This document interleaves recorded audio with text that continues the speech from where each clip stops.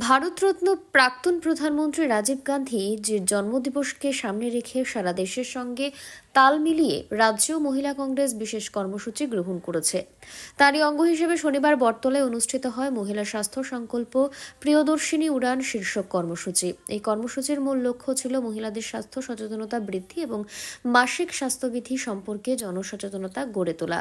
অনুষ্ঠানে উপস্থিত মহিলা কংগ্রেস নেতৃবৃন্দ স্থানীয় মহিলাদের মধ্যে বিনামূল্যে স্যানিটারি ন্যাপকিন বিতরণ করেন। পাশাপাশি মহিলাদের শারীরিক সুস্থতা বজায় রাখতে প্রয়োজনীয় পরামর্শ প্রদান করা হয়। কর্মসূচিতে বক্তারা বলেন, প্রাক্তন প্রধানমন্ত্রী রাজীব গান্ধীর স্বপ্ন ছিল আধুনিক ও স্বাস্থ্য সচেতন ভারত গড়ে তোলা। সেই ভাবনাকে সামনে রেখে এই বিশেষ স্বাস্থ্য উদ্যোগ গ্রহণ করা হয়েছে। মহিলা কংগ্রেসের পক্ষ থেকে জানানো হয়, আগামী দিনগুলোতেও বিভিন্ন স্থানে এই ধরনের কর্মসূচি চালিয়ে যাওয়া হবে।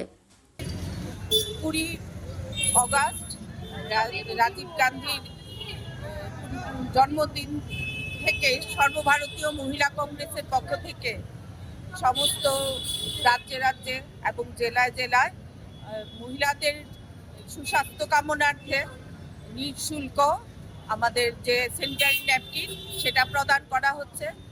রাজীব গান্ধী যে মহিলাদেরকে নিয়ে যে স্বপ্ন দেখেছিলেন, আমাদের মহিলাদের রাজনৈতিক, সামাজিক, অর্থনৈতিক সমস্ত দিক দিয়ে উনি মহিলাদের সামনে আমাদের যে রাজনৈতিক ক্ষমতা সেটা প্রদান করেছিলেন। সাথে সাথে মহিলারা যদি সমাজ এবং রাষ্ট্রের মধ্যে এগিয়ে আসে এবং সমস্ত কাজে সেটা উনি প্রচেষ্টা চালিয়েছিলেন। তার জন্য রাজীব গান্ধীকে স্মরণ করে 20 অগাস্ট এই দিনটি পালন করা হয়েছে।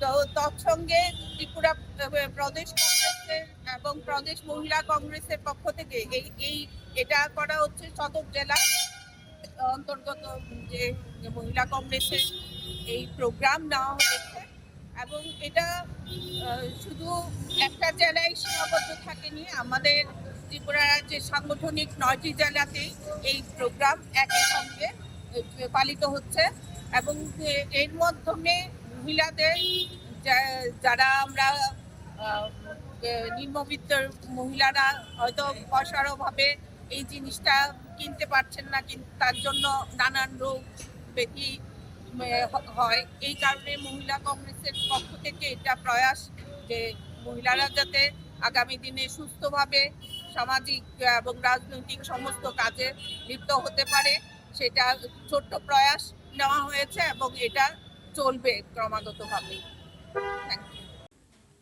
ব্যুরো রিপোর্ট, অবিরাম 24x7।